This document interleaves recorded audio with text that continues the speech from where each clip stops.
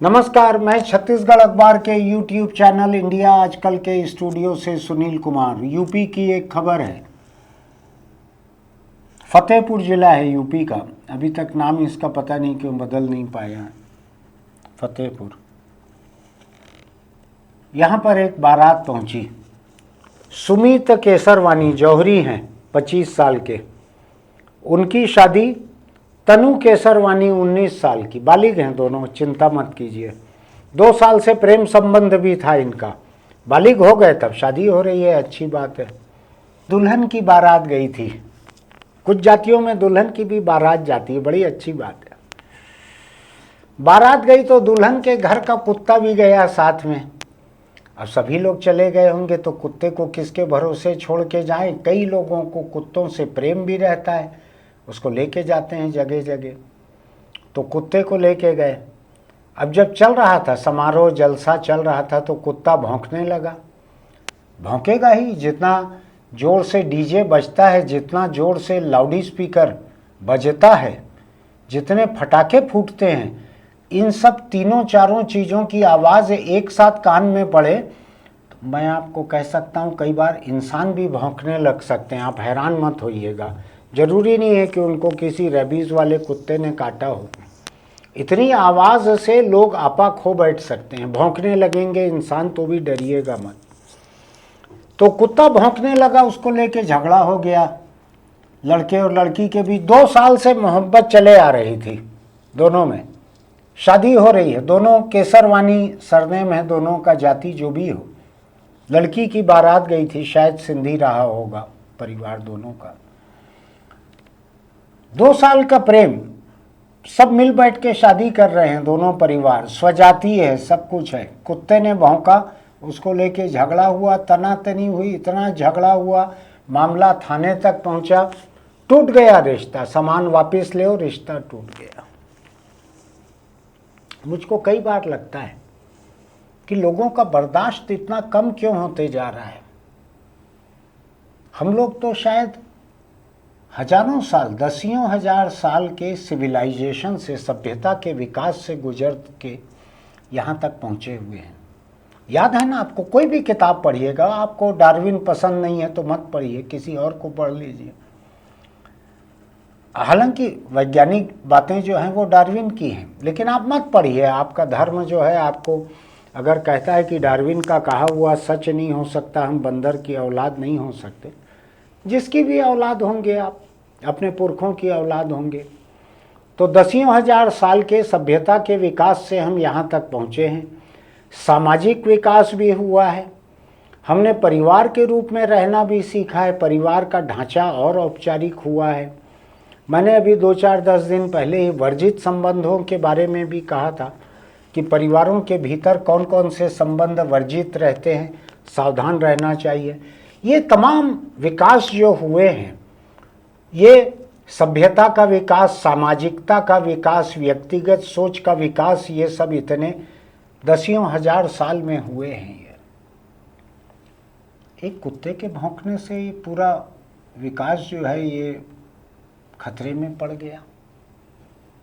कितनी सामाजिकता की बात थी, एक ही जात के 2 लोग, सही उम्र है, संपन्न परिवार भी है, शादी के लिए पहुंचे हुए हैं सब लोग।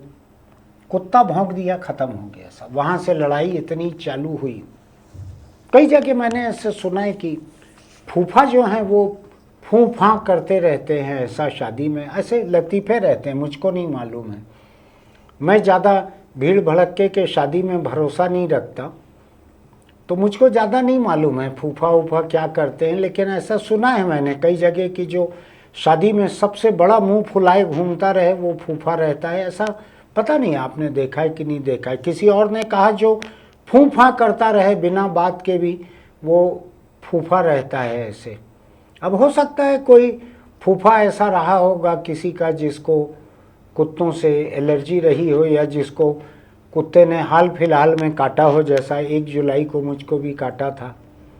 तो हो सकता है ऐसा कोई फूफा रहा हो दूल्हे का या दुल्हन का, और कुत्ते के भौंकने से उसको तकलीफ हुई हो, या वो कुत्ता प्रेमी रहा और भौंकते हुए कुत्ते को किसी ने एक लात मार दी हो, लाठी जमा दी हो, कहा इसको बाहर ले जा। अरे बाहर कैसे ले जाओगे, दुल्हन का कुत्ता है, दुल्हन के साथ आया हुआ है बारात में, बाराती को बाहर निकालो कि क्या बारात में। अभी मैंने कहा था, नहीं, अभी मैंने शिवरात्रि पे लिखा है शंकर जी की बारात के बारे में कि किस तरह भूत प्रेत सभी तरह के जानवर, सांप बिच्छू सब लोग बारात में गए थे। शिवरात्रि पे मैंने लिखा है एडिटोरियल, आपको ढूंढ के पढ़ना चाहिए उसको, वो अपने किस्म का अनोखा संपादकीय था। खैर, अपने को बेच लेने की कोशिश के बाद आगे बढ़ूँ मैं, तो ये झगड़ा हो गया, रिश्ता टूट गया कुत्ते के भौंकने से। थोड़ा तो बर्दाश्त लोगों को विकसित करना चाहिए। मैं सड़क पे लोगों को, अभी मैं अपने कैमरा पर्सन से बात कर रहा था कि नाबालिग लड़के 2-3 लोग अंधाधुंध रफ्तार से जाते हैं, अपनी शक्ल से दिखता है नाबालिग हैं, आप रोको तो माँ बहन की गाली बक के तेजी से निकल जाते हैं। अब मैं क्या करूं, बर्दाश्त नहीं करूं तो नंबर दिखेगा तो मैं नोट कर सकता हूं, फिर मुझको पुलिस पे तरस आती है कि मैं इस तरह के कितने मामले उन पे ला दूं। फिर लगता है कि नाबालिग लड़के हैं, बता देना ठीक है, एक आध बार चालान हो जाएगा तो उनके माँ बाप उनको गाड़ी नहीं देंगे। लेकिन थोड़ा बर्दाश्त विकसित करना पड़ता है। सुप्रीम कोर्ट कई मामले में कहता है नेताओं को थोड़ा चमड़ी मोटी रखिए, अपने खुद के बारे में कहता है। कई लोग चले जाते हैं कि साहब ये अदालत की अवमानना हुई है, हम मुकदमा चलाना चाहते हैं जिसने अदालत के बारे में ऐसा कहा है। तो सुप्रीम कोर्ट कहता है, जजों ने लिखा है अभी 1-2 साल के भीतर कई बार, अदालत के कंधे काफ़ी चौड़े हैं, वो आलोचना का वजन ढो सकते हैं, आपको फिक्र करने की ज़रूरत नहीं है। अब उन्होंने क्या सोच के अवमानना का मुकदमा नहीं चलने दिया मुझको नहीं मालूम, किसी के साथ खास रियायत थी या सचमुच ही जज के कंधे चौड़े, दिखता नहीं है, लबादा उबादा कुछ पहने रहते हैं तो कितना चौड़ा है कंधा दिखता नहीं है। वैसे भी नाप अगर छाती का ज़्यादा चलता है, कंधे का नाप कोई नहीं बोलता कि इतने इंच के कंधे हैं मेरे, ऐसा कोई चुनौती भी नहीं देते। खैर, तो मुझको लगता है लोगों को बर्दाश्त तो थोड़ा अपना बढ़ाना चाहिए। छोटी छोटी सी बात पे झगड़ा करना, घर में सब्जी ठीक नहीं बनी, हंसी से काट डाला पत्नी को, माँ ने दारू के लिए पैसा नहीं दिया, माँ को मार डाला, कुल्हाड़ी से काट डाला। कुछ तो बर्दाश्त रखो भाई।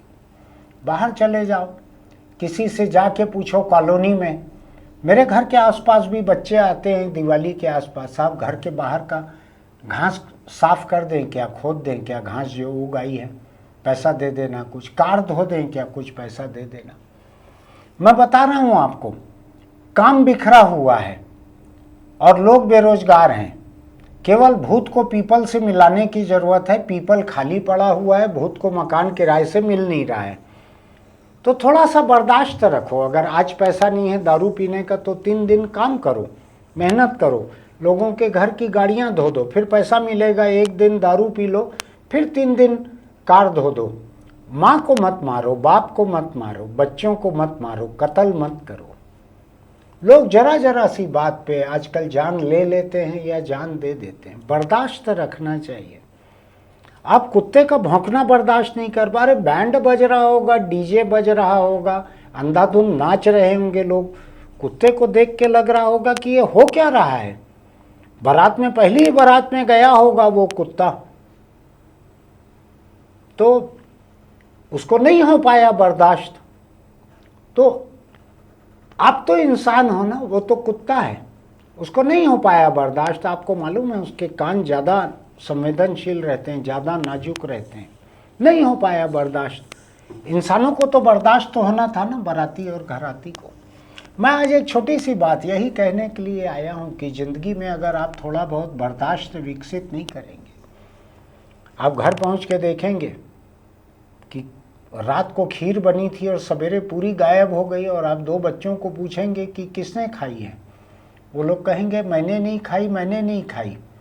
अब आपके पास ये ऑप्शन है, बच्चे आपके हैं, आप दोनों को पीट सकते हैं, कोई उसको रोक नहीं सकते। अभी वो बच्चे हो सकता है थाने जाके रिपोर्ट लिखाने का हौसला न जुटाए, लेकिन क्या आपको बर्दाश्त करना नहीं आना चाहिए? अरे बच्चे हैं, खा लिया तो खा लिया, उसको लेके बवाल क्या करना। कई लोगों को देखा मैंने, तांडव जैसा कुछ शुरू कर देते हैं। हालांकि मैं तांडव शब्द जो है कुछ शंकर जी से जुड़ा हुआ है, उसका लापरवाही से इस्तेमाल करना नहीं चाहता, लेकिन बोलचाल में कहते हैं कि तांडव मत करो, बहुत तांडव कर दिया। मत कीजिए ऐसा।